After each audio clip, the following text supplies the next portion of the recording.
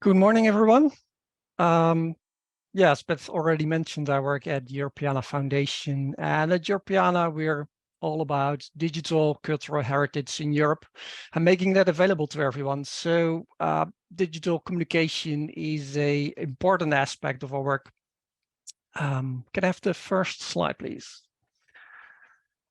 So let's start with all the advantages of digital communication. I guess that most people already know most of these advantages, but very briefly, usually digital is cheaper than other media like paper, for example.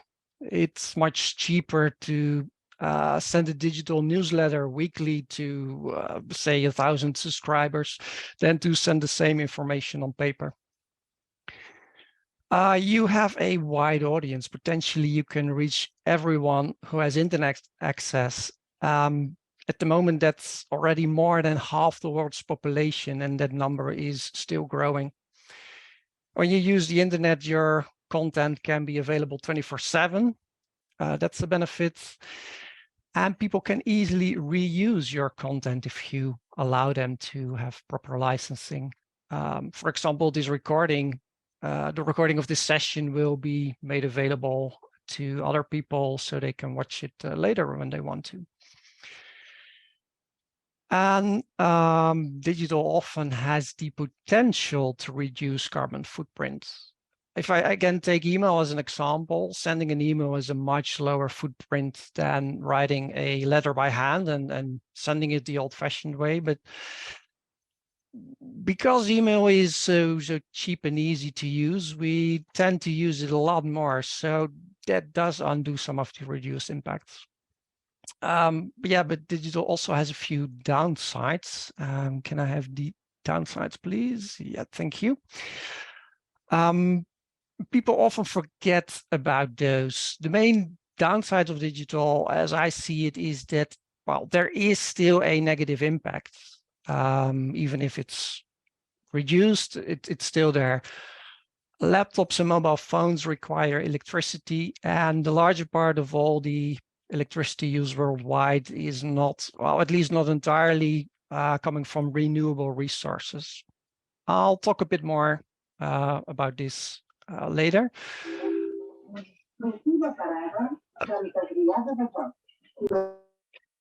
This negative impact is also very hidden, and that's probably the reason why people often forget about it. It's quite hard to determine how much computer servers or systems are actually involved in, well, for example, getting my voice or this presentation to your computer, and how much electricity that costs.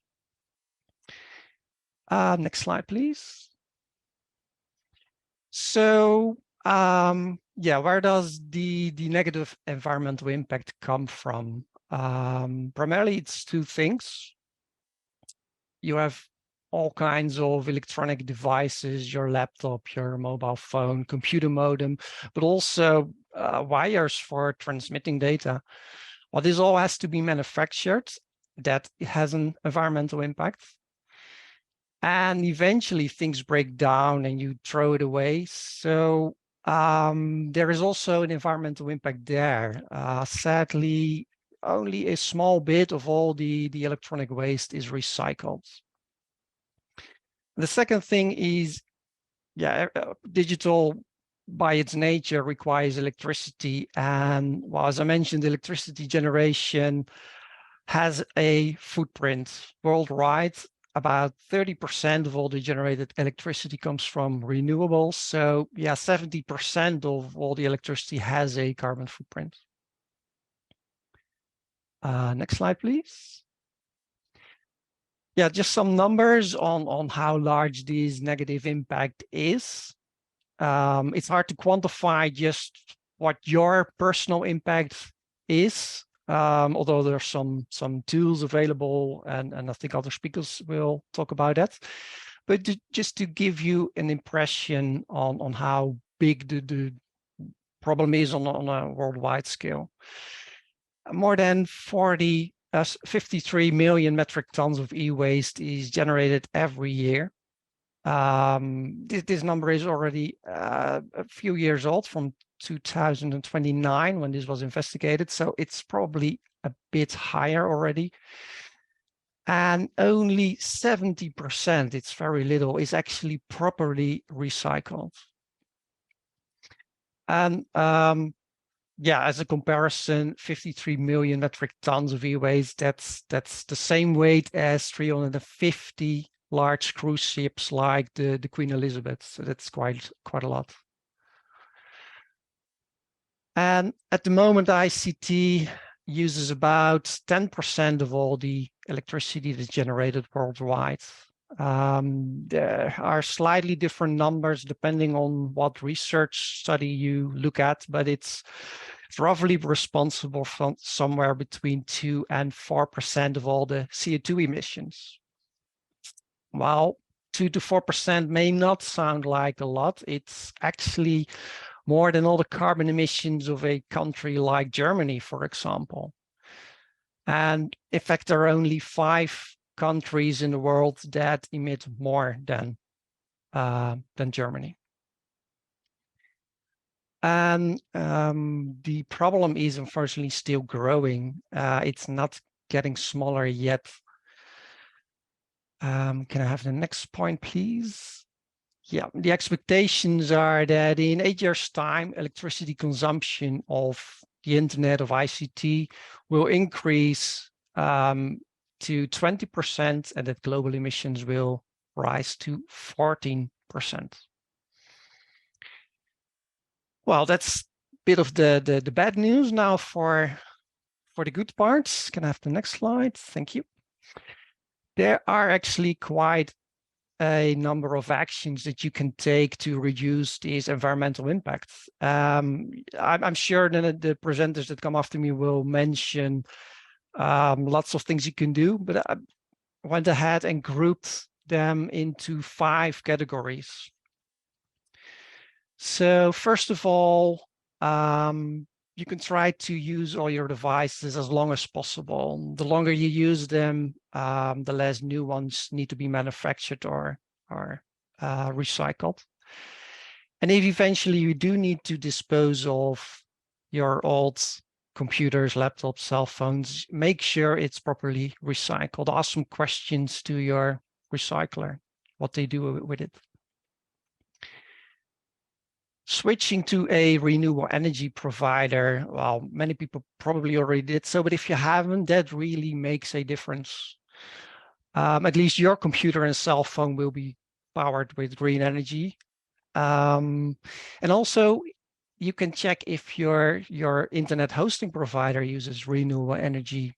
If they don't, have a chat with them, ask them if they plan to soon, or maybe you can switch to a company that does provide green internet access. Then data is also responsible for carbon emissions. So you can try and reduce the amount of data you store online. Data you store on your computer has no or very little impact, at least as you have some free space available on your computer, you're okay. But data stored in the cloud does have a footprint. I'll address this later. And it will also help if you try to limit all the data that you send to other people or that you are downloading or streaming yourself. Yeah, because all those bits and bytes that go over the internet require electricity to get them there. Next slide, please. So what about this Zoom session? Yeah, this session also has an environmental impact. On the other hand, if we were to do this offline, if we were to meet in person, everyone would need to travel. So having this online we are actually reducing our impact. But yeah, there still is an impact.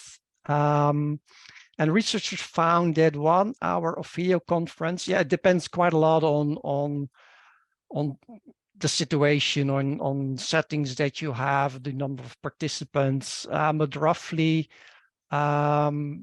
1-hour video conference takes about 150 to 1,000 grams of carbon dioxide. And 1,000 grams, that's roughly the same as driving 4 kilometers or 2.5 miles in a petrol-fueled car. What also researchers also found is that turning your camera off can reduce your footprint quite a lot, up to 96%. Yeah, when with a big group as this, it's perfectly fine to turn off your camera. But if you're in a smaller group, it can be a bit more awkward. You want to, yeah, be more personal with people. I can have the next slide, please.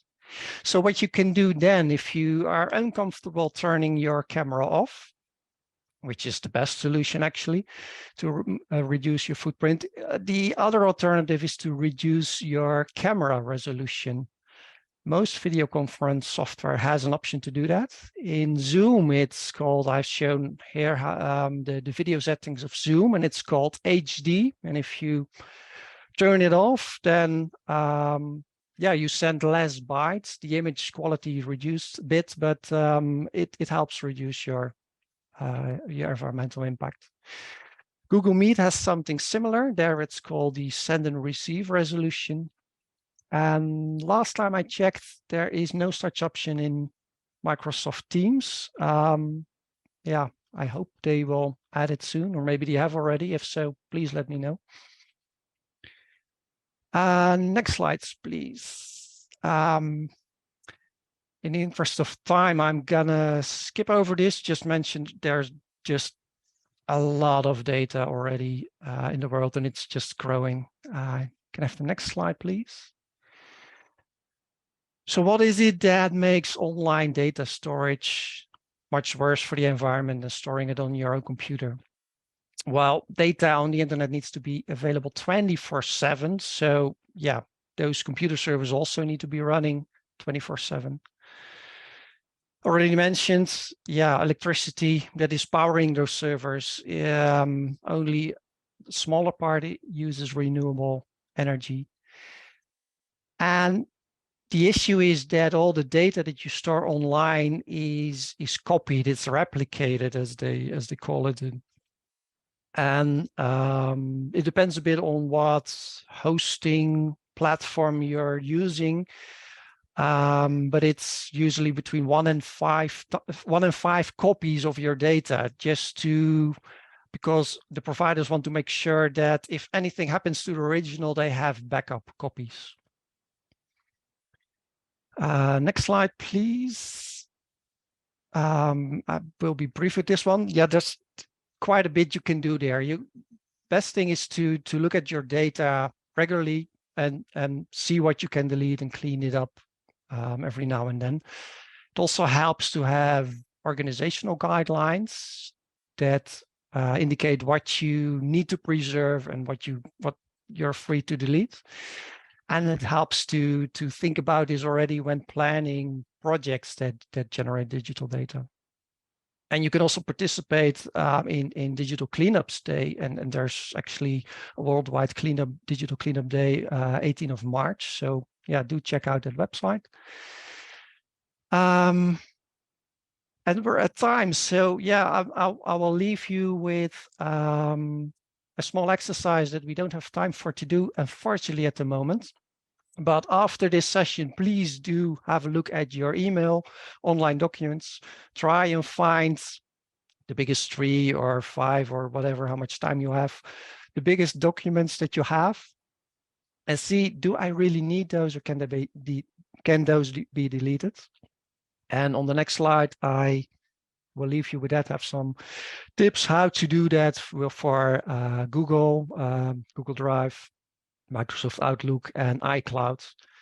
Yeah, so after this session, please try it out, see how that works for you.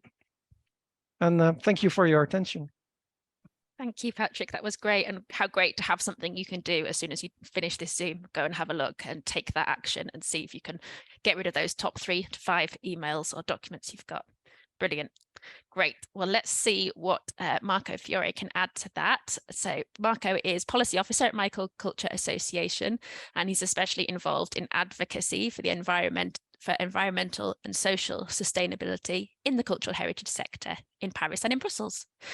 He has a master's in European affairs and cultural policies, and he's part of the Europeana Climate Action Committee steering group and part of the EU Commission's expert group on cultural heritage. So we're very much looking forward to hearing from you, Marco. Over to you. Okay, thank you, Beth, and good morning to everyone. Let me start before I say anything else to thank Beth and Georgia for organizing this workshop, and also Patrick and Marketa to be here with us.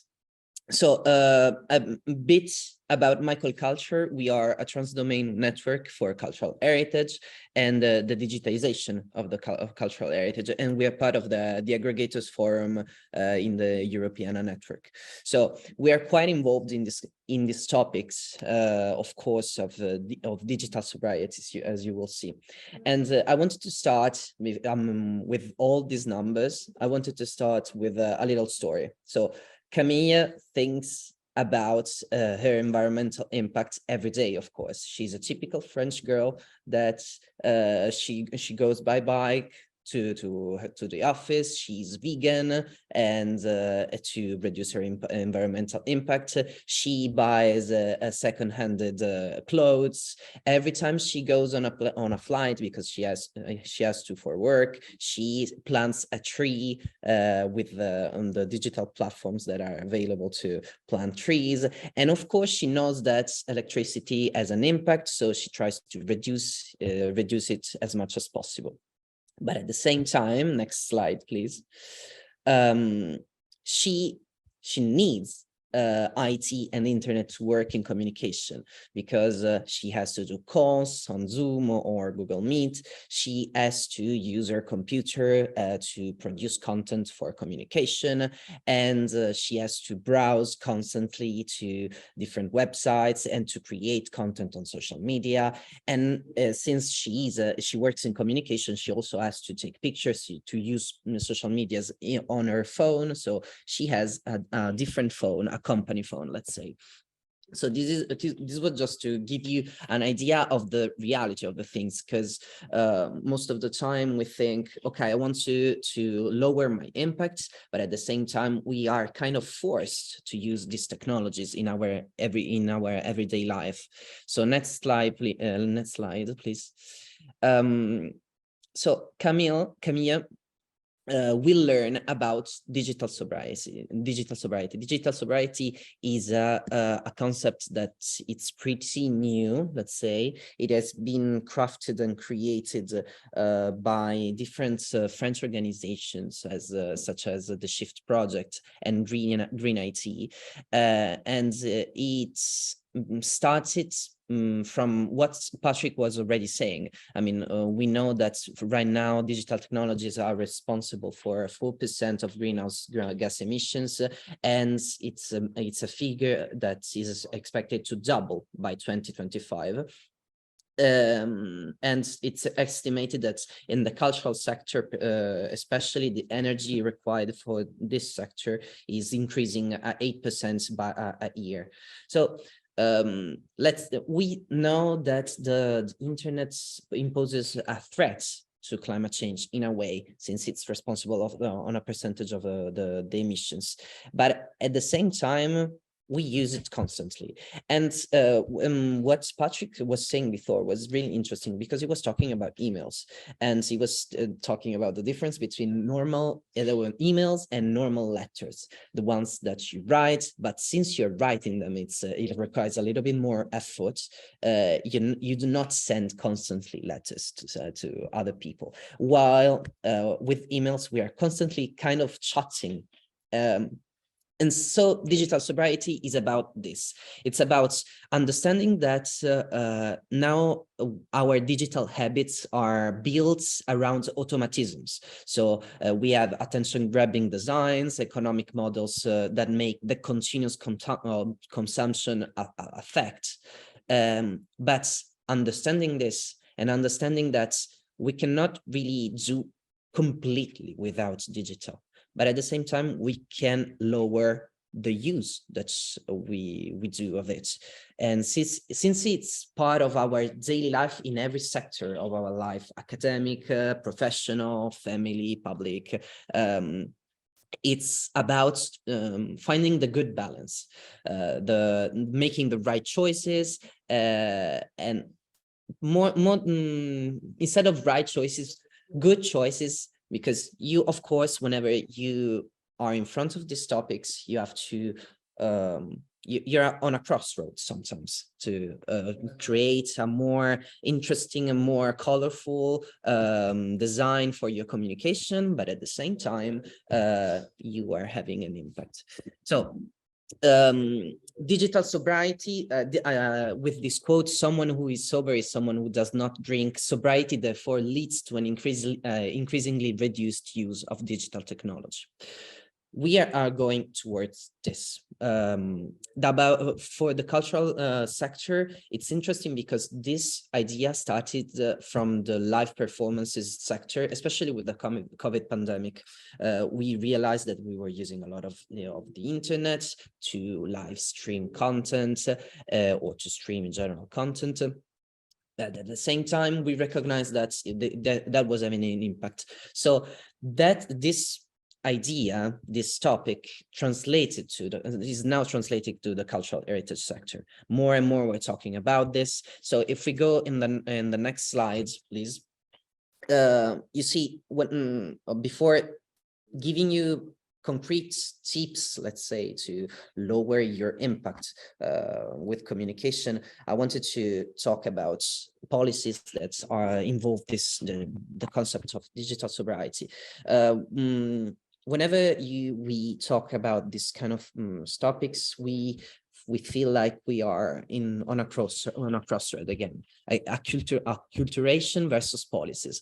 The acculturation, just to give you an idea, refers to the process that occurs when groups of individuals of different cultures, let's say, come into continuous first-hand contact, and they influence each other, and this changes the behavior, the social behavior of everyone. And this is what we do. Just to give you a concrete example about this, it's when we all know that we should recycle our bottles. That's because of acculturation, because everyone started thinking about this, discussing on it, and then at the end we are kind of all doing it.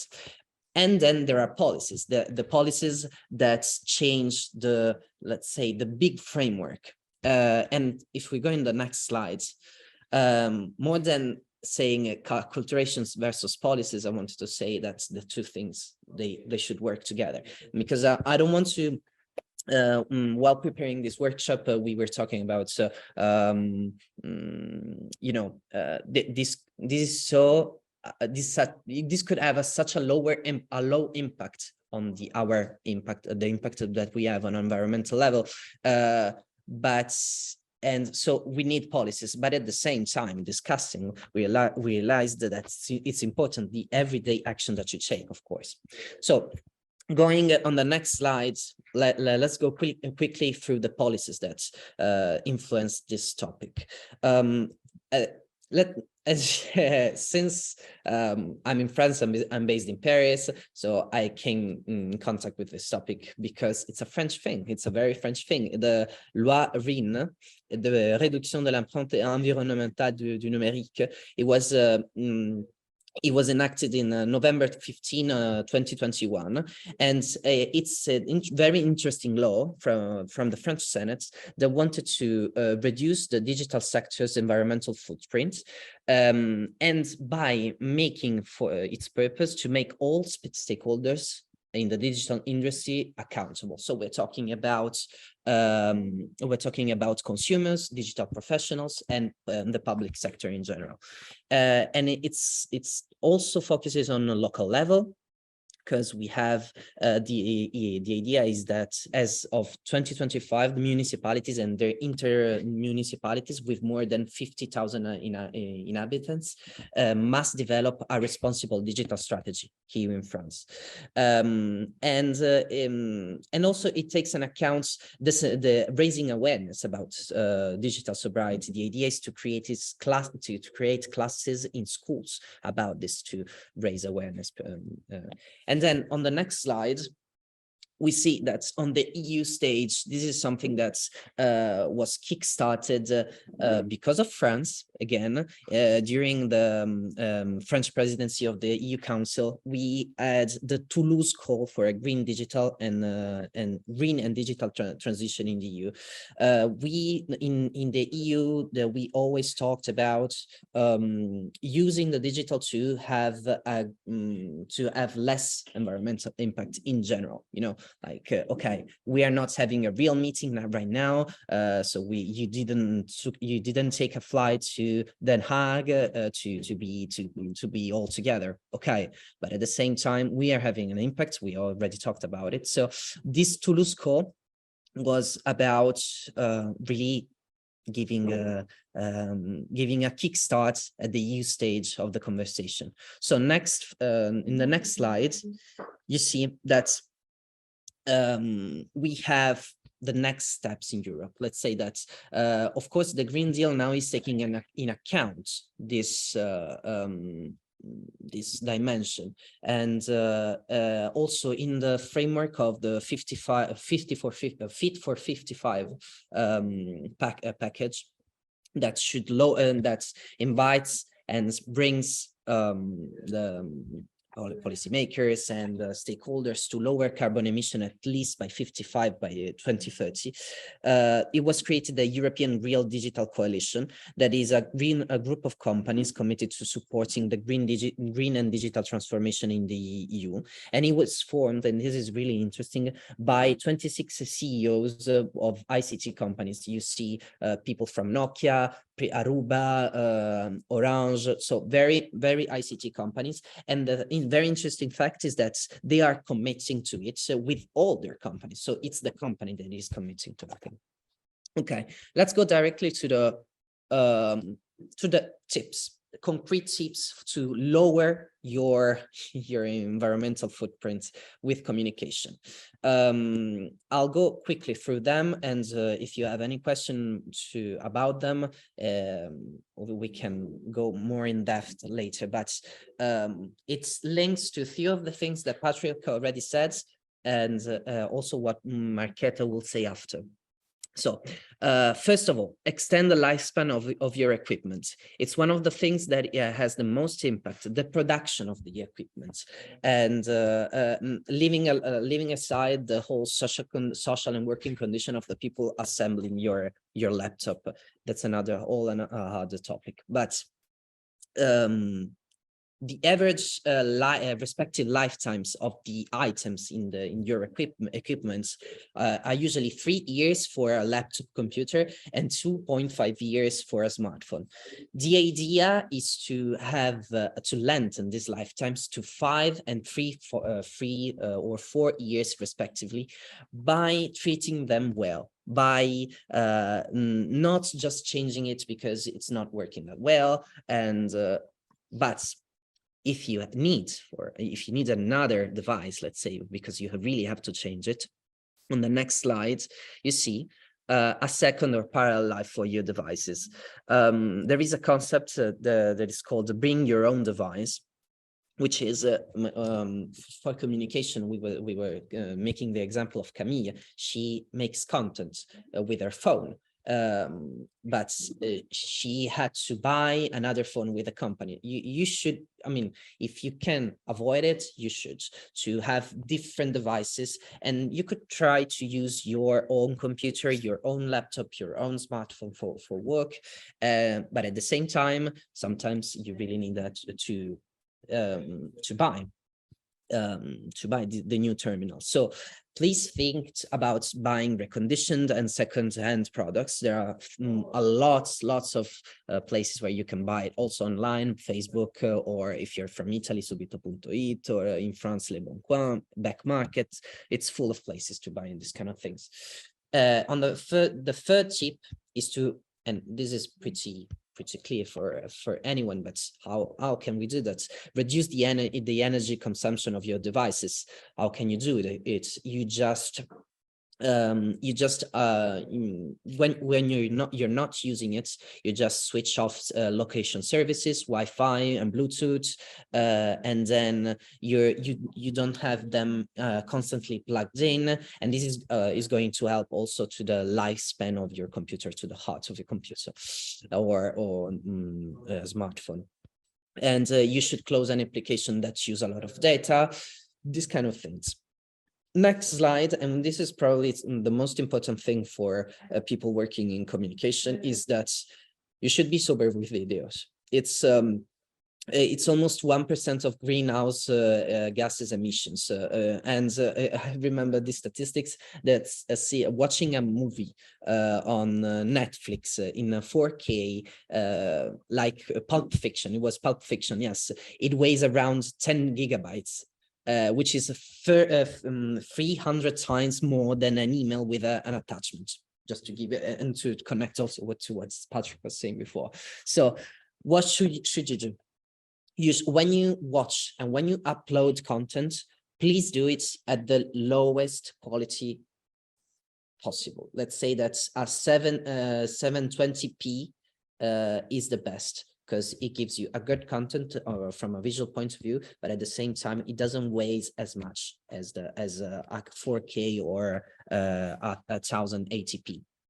Then when you're in calls with your colleagues or in meetings in general, please use as much as possible the camera. And as Patrick was saying, you can also reduce it manually from the settings of Zoom. And also another idea is that I mean, we don't always need videos for content. So please differentiate this kind of content. Use the audio, create a podcast, or you have so many possibilities with images and audios. If you can avoid creating videos, please do it. Another thing is that instead of streaming when you're watching, because sometimes you are watching a conferences or whatever, please download them instead of streaming them, because it's also reduce the data use. And another idea is to turn off the autoplay features. Next one, and this goes a little bit against what Patrick was saying, but this idea is that it's to avoid the duplication of content. Exchange Office documents on a shared platform means that whenever you are creating a content or you're creating a file, because you have to, I don't know, create communication content in general, you're going to create a file, and you're going to have, if you don't have it on a shared platform, you're going to have it on your computer. You send it by email, and then your colleague has it, and then this colleague sends it to someone else, and then you have the same file repeated 10 times. Just use a shared platform, and when working on that file, perhaps a Word file, don't work on it directly on the drive. Just download it and then work on it. And then substituting the file. This helps a lot, because the main thing is about storing the data. So if you download and then substitute, you're gonna lower the emission. Then the next one, browse lightly. What does it mean? It means that when we browse, we use a lot of data in general. So, and these data are traveling around to the idea is that you should watch less videos, as less videos as possible, and this we already talked about it.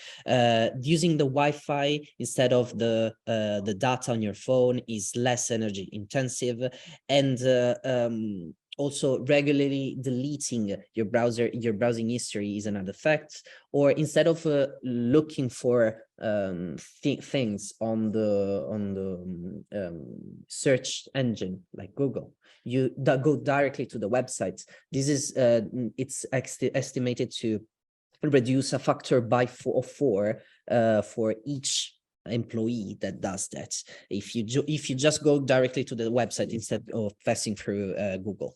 And another idea is to eco-design your website, but Marketa is going to talk about this, so I won't steal her thunder about this. And shall we go to the last slide? Whenever you do something in these areas, it's important to have operational metrics. It's important to have metrics standardized, at least within the company, that are indicators of the environmental impact of the digital components of a product. So taking into account the numbers that you have created, of the kind of use that you're doing of the devices, how many how heavy is your web browsing. This is all very important. And then having the metrics, you just compare it from time to time, and then you see the improvement. And this is very important. This is in your company, but on a larger scale, this gives the idea, this gives the possibility to compare the different usage and to learn from the others when you exchange about this info. So these were the 7 tips, and I think that when the slides are going to be shared, it's going to be easier to recuperate all the stuff. So thank you very much, and I'll leave the floor to Beth. Thank you so much, Marco. That was fascinating. And I want to be more like Camille. I'll try. We will move swiftly on to Marketa. Now, Marketa works as Digital Sustainability Lead at Wholegrain Digital, which is a London-based web design agency that specializes, and I doubt there's many that do this, specialize in building low-carbon, accessible and usable websites. And Marketa helps her clients to understand how to make their digital products more sustainable. She has a background in marketing and a deep interest in storytelling for positive impact, and is passionate about climate activism. Having trained with Al Gore to become a climate reality leader. Wow. Okay, right. I will stop sharing my screen, and so Marketa can share hers and pass over to you. Thank you. Let me just quickly share my screen. Can I just check that everything is working? Wonderful. So hello, everyone. Thank you. It's lovely to be here. So thank you, Beth, and everyone who organized this event. It's really great. So I just wanted to follow up on everything that Patrick and Marco already mentioned. And I wanted to take a step back and kind of explain a little bit more about this whole digital carbon footprint, because to many people, it's still a bit of a mystery how that even happens. So we've heard about the enormous impact of the online world on our real world, so to speak. And for many people, it is still difficult to imagine how digital services cause harm to the environment, because it's not as if websites or tweets end up in landfill. And while that is true to a certain extent, it is a fact that the energy required to serve those digital designs or digital activities is absolutely huge.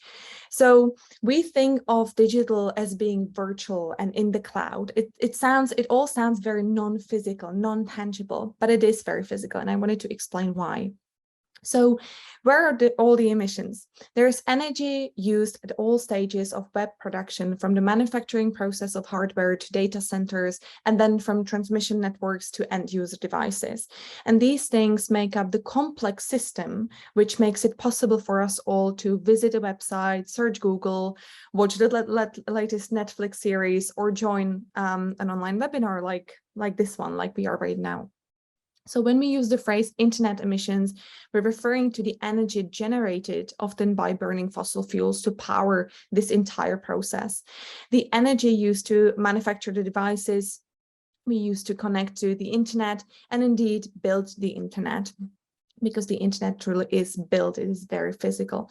Then we have data centers or servers that process and store all data that we exchange online, which requires electricity 24/7, not only to power these systems, but also to prevent them from overheating. So we need to use AC to cool them down. So to illustrate the vastness of some of these data centers, here's an image of one of the largest data center campuses in the world, based in Tokyo in Japan, and there are about 700 of similar data centers around the world. This data center in particular reportedly spans more than 140,000 square meters of floor space. So this would house 20 football pitches, and you can see this is done to scale the White House in the far right corner. So it really is massive. The energy burned by transmission networks refers to the means of transferring that data around the world. There we go. And finally, the energy burned by your devices when visiting websites or interacting with the web. So that's mobile phones, laptops, desktop computers. And so everything that we do online uses energy. But we had a look at the sort of on-land infrastructure. But it's also good to remind ourselves that none of this would be possible without the many trips up to space and the thousands of satellites that connect us globally. And just like, so we've covered the internet is connected not only on land and in space, but also in the oceans. So there are thousands of kilometers of fiber cables lying on the bottom of the ocean that again helps us communicate around the world. They connect these huge data centers that are located all across the globe. And to put this in perspective, there are enough data cables to go to the moon and back 3 times. And so the internet is by no means virtual and non-physical. It is a massive network and a massive infrastructure that quite literally surrounds the entire world. We've already talked about the internet emissions, but again, just to put it into perspective, the internet currently generates, as Patrick described, somewhere between 2 and 4% of global emissions. That may not sound like a lot, but actually when we compare it to figure, for example, the annual emissions of the entire UK or the global aviation industry pre-COVID, you can see that the impact is huge. And as the world gets more and more connected, the internet emissions are also expected to rise. So this brings me to what we do at Wholegrain. When Tom and Vinita Greenwood, the founders of Wholegrain Digital, became aware of this issue, they decided to build the very first website carbon calculator that allows you to estimate annual emissions of any web page or website. So I do encourage you to go and check it out if you're interested in this topic. Go on websitecarbon.com. Test the website, your website, the one that you manage, or any website that you like, that you interact with, and see the carbon footprint of that particular website. Just to give you an example, this is the very least polluting website, one of the examples of very least polluting websites, Berkshire Hathaway, that's Warren Buffett's company, and his website. And as you can see, it looks very, very basic. This is because he hasn't really changed it since the 90s when it was really launched. And back in the 80s and 90s, the websites were really basic. They only had text on them. Not much else was possible yet. And so the question arose, what makes modern pages more polluting? Let's have a look at this website, PepsiCo. So as you can see, the carbon footprint is 5.52 grams of CO2 equivalent every time someone visits their homepage. This is just an estimate, but this is already 276 times more polluting than the one that we saw before. What causes that? Over time, the technology has been getting increasingly more efficient. But if technology has been getting faster and more efficient, then websites should hopefully have gotten faster too, but they haven't. And the reason is that we've added so many new elements to our websites that it slows them down significantly. All those flashy effects, design fonts, high resolution images, background videos, everything that Patrick and Marco already talked about. They add significant weight to our websites, and therefore they're slower to load, which can negatively affect not only, obviously, that creates environmental impact, but also it affects user experience and even search ranking. So I just wanted to show you this example. This is something that our tech lead developer Jerome Toole developed. Basically, this is a very plain website that he developed to prove that we can have a website that does everything that you need it to do, but it doesn't have to be polluting. So let's have a look at these numbers. Initially, this is taken from our digital sustainability masterclass, where we teach this whole process. So just to really give you an overview of the impact, as you can see here, initially he designed something that he called yak.com. And that was a website that was very normal. It would do everything that you would expect it to do. It would have high resolution images, it would have a video, it would have lots of third-party elements, and it would be really super slow to load. So it would take about 5.6 seconds to load the home page. The page speed performance was not great, 38 out of 100. The transfer data was almost 12 megabytes, which is quite significant. And the CO2 per page view is 3.11 grams equivalent. So if you add that up, estimating that you have approximately 60,000 visitors annually, that adds up to 186.7 kilograms of CO2 equivalent. But as you go through the different stages of improving the website, you can minimize it and you can make it 99% less polluting if you just pay enough attention to detail. So he, from yak.com, he went over all the way through those processes to yum.com, and he managed to change the speed index to 1 second. The page speed performance was 99 out of 100. The transfer data was 90 kilobytes compared to almost 12 megabytes. So that's really, really significant. CO2 per page view is 0.02 grams of CO2 equivalent. So that is, if you remember, that was the same number as the Berkshire Hathaway website that we talked about just a minute ago. And the annual emissions, given the estimates of 60,000 visitors on the homepage, is 1.4 kilograms. So significant reduction. And as you can see here on websitecarbon.com, these are the true results. So it is genuinely the same as the Berkshire Hathaway. So this is just if I go back, this is just to show you that you can have a nice website. It's obviously not, as attractive as PepsiCo, that's very, that's up for discussion, but it has more content for sure. It has more content than Berkshire Hathaway, and it still does the entire same thing, the exact same thing for the users. It is informative, educational, whatever it needs to be, but it doesn't cost the planet. So what can you do to make your websites less polluting? And this is just like a very, very quick overview of some of the most important things that you can do to eliminate the carbon footprint of your websites. The first thing that we recommend is always green hosting. If you host your website with a green hosting provider, then you're basically making sure that your website is powered by renewable energy. It's important to know that this is only the 50% of the entire journey, because obviously if you host your website on a green host, then whoever is trying to visit that page, you're not necessarily responsible for their emissions, if that makes sense. So if someone is using, so to speak, dirty energy to charge their phones or plug their laptops and so on, then you cannot always have a fully 100% green website, but this definitely helps reduce the emissions. If you're not sure who is the hosting provider in your company, in your country, then you can visit the greenwebfoundation.org, which is a really fantastic nonprofit organization. I think they're based in Germany. And they offer a directory of green hosts from around the planet. So you can select the one that is closest to you, and therefore it will send data shorter distances. So that's number one tip. Second thing are images. You should really rethink how you use images and whether you even need them. This research has shown that some types of images are completely ignored. As you can see from this eye tracking study conducted by Nielsen Norman Group, not a single person looked at the image on the web page for Yale School of Management. And this is typically the case for big feel-good images that are purely decorative.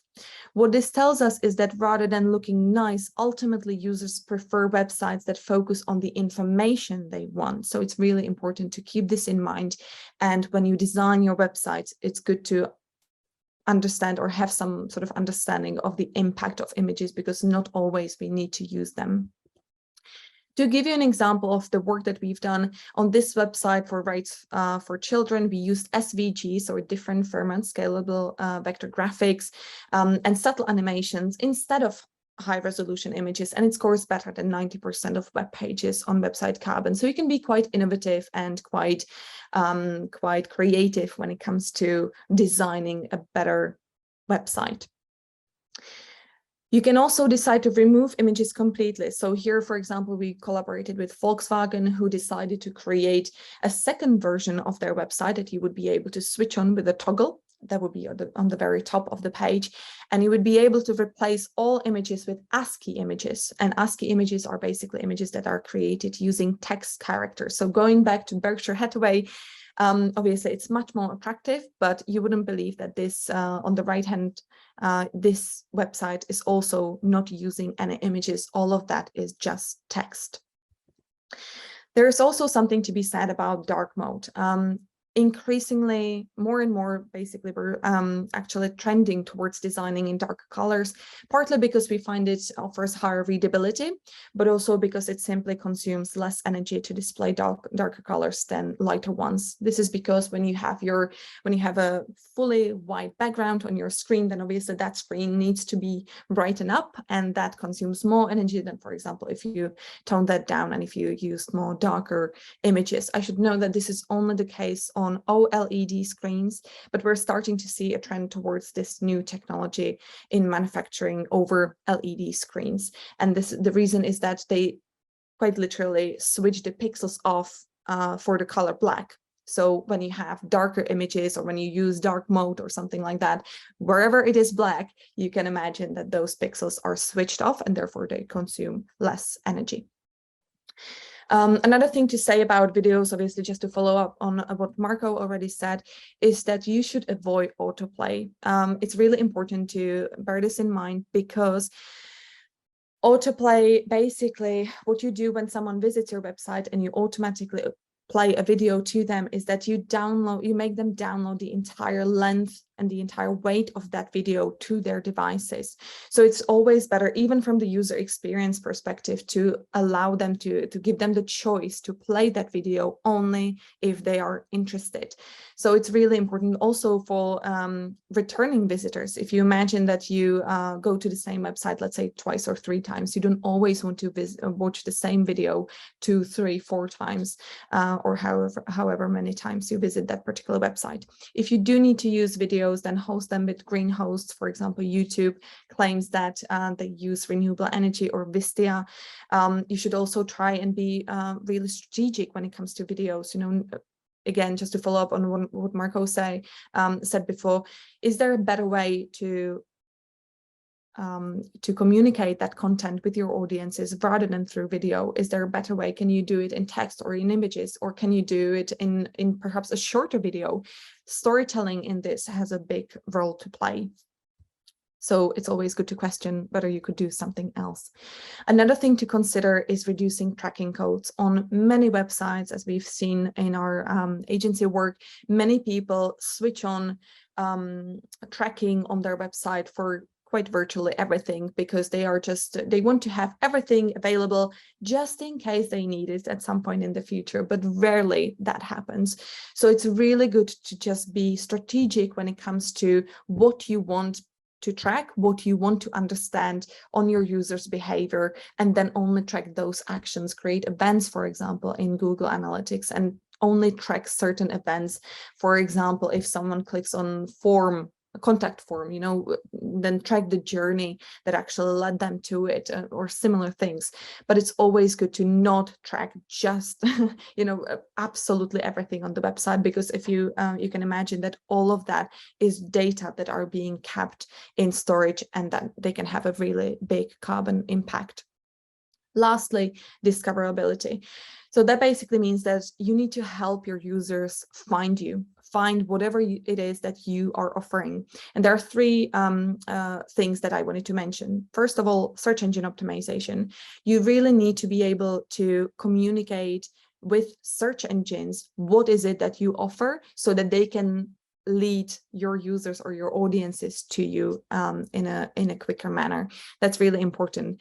Really similarly to SEO, content is king. So obviously always think about content, what you produce, what you put on the website, make sure that it's clear, that it's search engine optimized, so that the Google and the obviously all the search engines, not just Google, they understand what is the content on your website. And if someone types in, for example, I don't know, they're looking for yellow socks, then you need to have yellow socks mentioned somewhere on your website so that people can visit the website right away. Thirdly, it's really important to also understand accessibility and make sure that your website is accessible. And there are 3 reasons why accessibility is part of digital sustainability. The first one is purely philosophical, because creating websites that work for everybody should be the standard. Secondly, if you don't think about it holistically, it could not work on other sides of the web. It's really important to understand that making accessible websites, for example, reduce them in size, makes it accessible even in parts of the world where they may have a slower internet connection or data are really expensive. And thirdly, simplifying the design makes it more accessible. So simple design makes it much better from the user experience, but also for people who may have some difficulties accessing the content. So there are many benefits to this for everyone involved. Creating efficient websites leads to better performance and loading times. Using a design system rather than creating from scratch, obviously, each time it is not only more carbon efficient, but it also leads to higher standards of web accessibility and inclusivity. And also better performance comes with reduced hosting and maintenance costs. That's also good to know. And having a website that loads faster offers a better user experience and contributes to improved SEO and better conversion rates. So all of this should be always done for sustainable reasons. And obviously the reduction of carbon emissions is, for me personally, the #1 reason why I want to help our clients reduce or produce more efficient websites. But you also need to understand that there are many business benefits to this. So when you go and have a look on your website, have a look and see what is there, what content is there, and try to question everything. Like, what is the more sustainable way of communicating all of the content with your users? And just try to question whether there are some images that you perhaps might not need. Is there anything to lose if you remove them? Or can you do it with less? Can you do it in a different way? None of this is fundamentally difficult, but it just requires to pay attention to detail. And zero waste digital design, so to speak, is the lens that helps us see that detail. So I just wanted to sum up. There's oftentimes people say, oh, but that's just a drop in the ocean, you know, for example, emails or videos, or every time we visit a website or something like that. I wanted to put that into perspective. Let's have a look at Google search. Google said that every single Google search emits approximately 0.2 grams of CO2 equivalent, which is similar as a quite literally drop of water, so a drop in the ocean. But when you do the math, the latest stats say that there are approximately 8.5 billion Google searches happening every single day. If you calculate the impact, that adds up to approximately 1,700 tons of CO2 equivalent every single day, which is approximately the same weight as 11 big blue whales. So imagine that all of this 11 big blue whales full of CO2 would go up to the air, and that's the impact of our everyday action. So it really is important that we take that into consideration when we browse through the web. I wanted to close with this quote: "The greatest threat to our planet is the belief that someone else will save it." I strongly believe that each and every one of us has a role to play in climate action, and in our roles and in the digital space, we can most certainly make a difference. So try to ask yourself, what is it that you can do in your work and in your personal life to eliminate this carbon impact? And finally, I just wanted to show you this part of atmosphere that has oxygen. This is the troposphere, and it is only 5 to 7 kilometers from the ground to the top. So it's a very thin and fragile layer that is essential for all life on our planet. And if you could drive your Harry Potter car up in the air at a highway speed, you could get to the top in 5 minutes. So it is crucial that we do what we can, both individually and collectively, to not go beyond the 1.5 degrees limits, because this limit is our physical limit. We cannot go beyond that, because that would be really catastrophic. And according to the latest science, it's not just a political target. So we should treat it accordingly. So thank you for your attention. And if you want to learn anything more about sustainable web design, here's Tom's book. I highly recommend it. Thank you, and back to Beth. Thank you so much, Marketa. Absolutely fascinating, and so much there. I think we'll all be really keen to get to the slides again and go through them all and really think through some of these things that you're telling us about. And if you've got questions, please pop them in the chat now, because in just like 1 or 2 minutes, we're going to speak to all of our speakers today and ask them some questions. But before that, I just wanted to share really like a personal reflection on how these conversations about climate have affected my thinking in my job. And I'm responsible for lots of text and things on our websites at Europeana as a copywriter and editor. So what does good copywriting, how does that match with what we need to do to mitigate our impact? And actually what I've kind of reflected on is that lots of the things we're hearing from all our speakers today and elsewhere is that the things that we do to be a good copywriter, to engage our audiences, they really match well with what we need to do to lower our impact. So good copywriting practice is good copywriting for climate practice. And that's great news, isn't it? And so I just wanted to share a couple of reflections. So I think the first rule is that you have to keep it simple. That's good, as we've heard, because the less content you have, the less impact you have. And to engage audiences, the less content you have, the more you can focus people's attention on your message, and you can be strategic, and you can help them to find what they want to find easily and quickly. So how do we do that with copywriting? I can make my sentences shorter. I can be concise. I can really think about the essence of what message I want to share with people. And that helps with that climate impact. Similarly, if we're going to print something, I think this is fairly straightforward. Less content, less ink, less content, less paper, less printing, less energy, so the less, the better. And similarly, if we're online, keep it simple. We've talked about web pages. Do they all need to be there? Can you review what's actually necessary to engage your audience, because they want to find information quickly and easily? Are they going to be bogged down by all this information, your annual report from 10 years ago, or an event that you put on 3 months ago that's done and dusted? Can we make that website lighter by removing some of that stuff? Do you need so much text? Are your images heavy? Marketa had some great examples of how you can change that in her presentation. So how do you keep it simple? I always say you write for a busy person. As I've just said, people need to get information quickly. They don't want to be bogged down by lots of peripheral stuff. So think about the essence of the message you want to share and make sure that comes across on the page. Remove anything extraneous. You can help people navigate by breaking up your information. You can use headings, and you can break up the text with other types of content, providing, as we've heard from Marketa, it's actually essential and it's not too heavy. So always have that in mind as well. And will climate conscious copywriting save the planet? As Marketa said, it'll help. Can you tell I'm getting a bit passionate about this? Every little bit helps. It's a ripple effect. So every time you sit down to write a piece of copy or to edit something, you can engage your audience, and in doing so know that you're actually mitigating the impact that that piece of digital content has. So that's my reflection on it, and I'd be interested to hear if you agree. So what I'm going to do is stop sharing there, so that we can come to everybody, to have you all in the room at one point. Hello, everybody.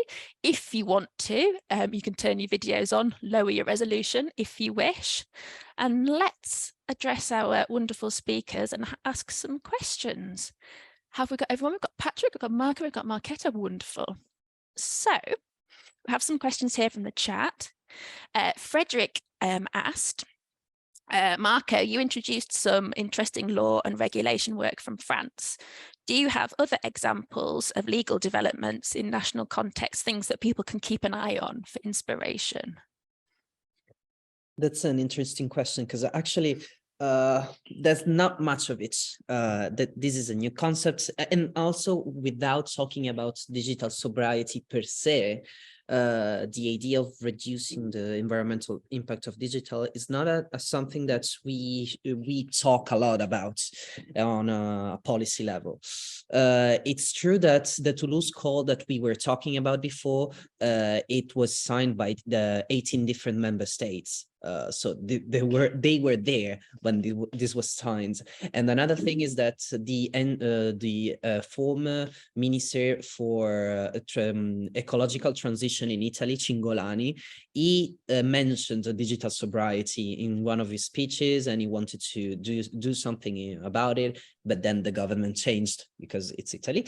And so that's pretty much it. So if you think about the recovery and resilience plans of the different member states, it's all about energizing the digital sector and having more digital. And Estonia is talking about revolutionizing the digital sector. So that's why we need to talk about this on a European level, on a European scale. When there's been the European expert group for cultural heritage, we talked about this. We presented the topic, and there were interesting reactions on it, of course.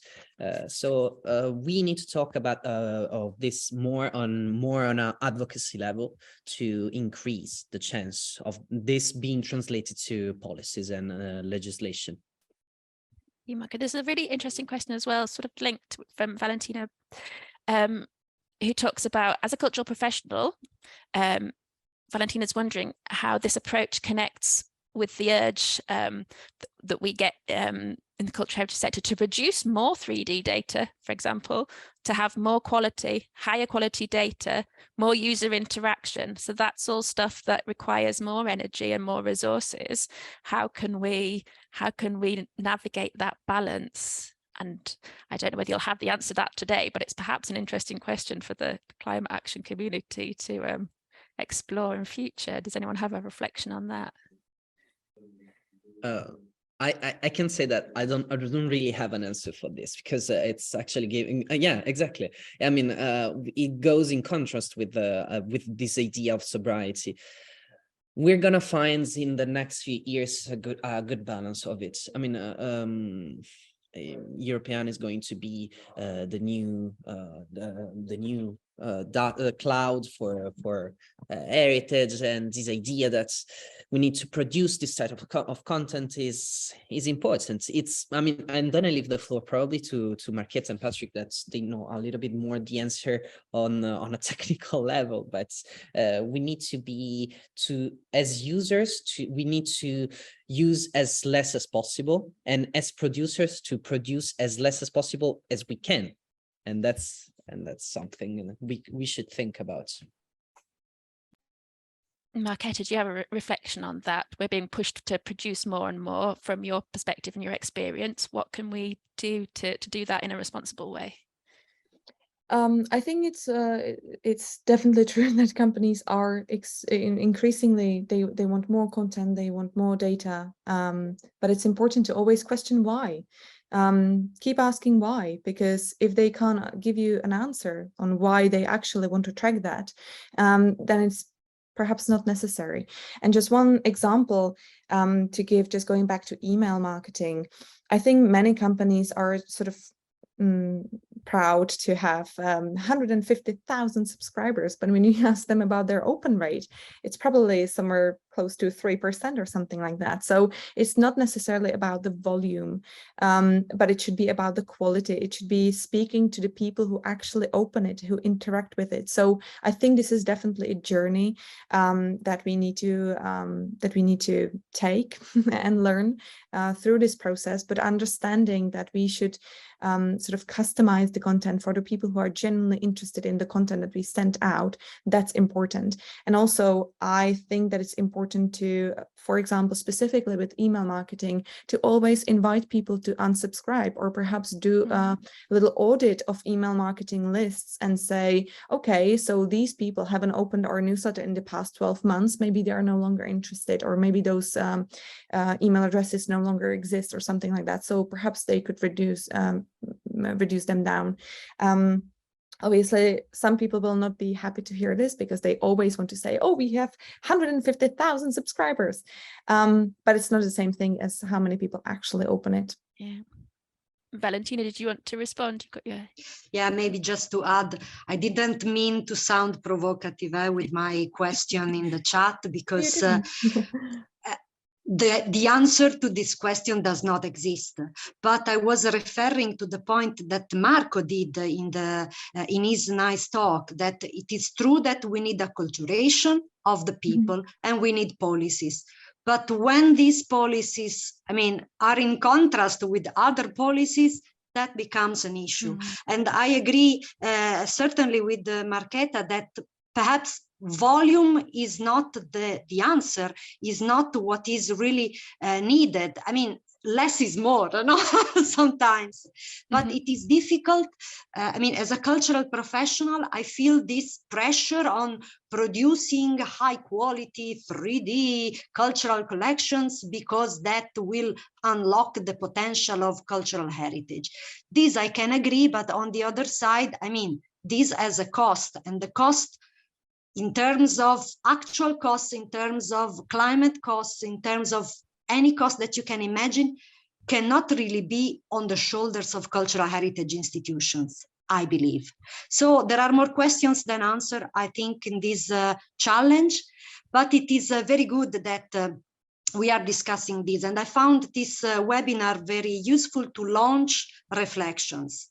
I agree that this is a path and we should follow the path. In fact, all these new projects that have been awarded, they all need to be a bit, you know, aware of the climate impact of the technologies they're developing, of the collections that they are developing, and trying to find solution. Particularly 3D digitization, I mean, to produce a very good, high quality, super top research 3D model requires gigabytes. Yep. So, cool. But do all the users in the, for example, Europeana platform really need to access such super top quality models? Maybe not. So, yeah, okay. there is a long discussion and path ahead of us. Thank you for your reflections, Valentina. I'd like to ask one more question before we move to our little quiz to see how much you've been paying attention. And it's to all of our speakers, if you could perhaps each respond, but fairly briefly. What's been your most unexpected synergy or benefit that you've seen from a sustainable approach? Leave us with a really inspiring, positive benefit that you've seen from your experience. Shall we start with Patrick? Sorry, it was a bit of distraction. So what's the most the beneficial thing that you've seen? What's one takeaway that you can give to us? What I noticed when I started with this topic several years ago is that talking about sustainability, about environmental impact helps a lot. And that actually starts the ripple effect that other people have talked about. I remember when we started measuring the carbon footprint in Europeana and was talking also about traveling. This was before COVID. In the weeks after my presentation, I had several colleagues come up to me and say, "That's very interesting. I now started traveling by train because I didn't realize how much the impact of flights were." And that really showed me that talking about it, it helps. Just share the message. Thank you. Marketa. Yeah, I can only echo what Patrick just said. I think talking about sustainability is the #1 thing that we can do as a climate action. And I think it's really powerful not to shy away from this conversation, but it's really important to know that it's not about shaming other people. And also the purpose of this webinar, I don't think that it should be for us to communicate less. It's more about communicating more effectively. That's what I would like the message of this webinar to be. But yeah, there shouldn't be any shaming, similarly as shaming of for example, climate scientists, visiting different conferences. If there's a meaning to it, if there's a reason why we want to do this, why they need to do it, then that's fine. We ultimately need to get somewhere. We have a target, and if we can do something in our roles to reduce the carbon emissions, then great. And if not, then at least let's talk about it, and perhaps someone else will come up with an idea. That's always great. Thank you. And Marco, I'll give you the final word. I totally agree with Marketa, what Marketa said. It's not about shaming, and the idea is to go in the good directions to get together. And I like to notice more stuff, and it's been 2, 3, 4 months. We started switching off our cameras during meetings, and it was a little thing. And then we started doing it in projects, like in project meetings. And then the partners in the project started doing it in other projects. So we saw the impact of what we were doing or what we were advocating in our small environments, and then in our team, and then in projects, and then larger. So the triple effect, the acculturation, is really something that works. And then it's not about a drop in the ocean like we were talking about before. It becomes bigger and bigger and bigger. I would call it as a snowball effect, let's say. Snowball effect. Wonderful. Thank you. Before we say goodbye to you all, I'd like to introduce Shadi, who's the manager of our climate action community. And Shadi would like to introduce you to a little bit about what the community does. And I will share a slide here, and then we will finish off. So here we go. Over to you, Shadi. Thanks, Beth. Hello, everyone. Lovely to have the opportunity here to share a preview of our community work plan for this year. Just a few steps back, our community was launched in November 2021 to bring cultural professionals together to drive action and to address the climate emergency and our environmental impact. We aim for wider systemic change within our organizations and networks. So building on the European Climate Action Manifesto and based on the 4 principles of planning, collaborating, operating, and advocating for climate action in our strategies and practices. Sorry. So our core activities in 2023 are in 3 areas. First priority is to design and conduct a digital information management survey across the sector. For this, we have set up a European Environmental Sustainability Practice Task Force, and the aim is to get a clear overview on how cultural heritage institutions and professionals are planning for a green and sustainable digital transformation. This is basically our flagship activity, and it's critical to our understanding of our network and our next steps. Our priority too is to contribute climate awareness and action to the data space, to the communities we work with, and to the wider network with editorial and curated content. We'll do this, for example, by creating thematic galleries and features in Europeana.eu and writing blogs. We'll also collaborate with other European communities, for example, with the communicators on communicating effectively about climate emergency, and with the impact community to integrate climate action and environmental sustainability into the impact frameworks. And our third priority is to disseminate knowledge and good practice through a series of online workshops and webinars throughout the year. So our call to action is, if you are an expert or experienced in surveys, please consider joining our task force. You can contact me for more information about it. I'll put my email address in the chat. So I wrap it up here. Thank you very much, and back to Beth. Thank you, Shadi. So exciting to see what the community will deliver with its work plan for this year. So we've come to the end. Thank you, Anna. There was a huge amount of information. I'm so grateful to have had over 50 people join us. I think that's a really great indication of how important and how interested people are in this topic. When you close Zoom, you'll see a little tiny survey pop up. We put this up for all of our events, so please do take a moment to answer the questions, because it helps us learn how to create better events for you. Our next workshops, we've got one coming up 21st of February on social media, and then 14th of March, I think it is, on inclusive communications, and they're going to be really interesting. Please find out more about our networks and join us. And yes, I would like to say a huge thank you to Marco, to Patrick, and to Marketa for coming and sharing their expertise, and for Shadi for talking to us, and to Tamara for being behind the scenes and orchestrating everything, and the rest of the team that deals with social media and all sorts of things. So it's always a really group effort. And again, it's been lovely to see you all here. I hope it's been useful. You will receive the slides and the recording. Keep in touch, and yeah, let's make the world better.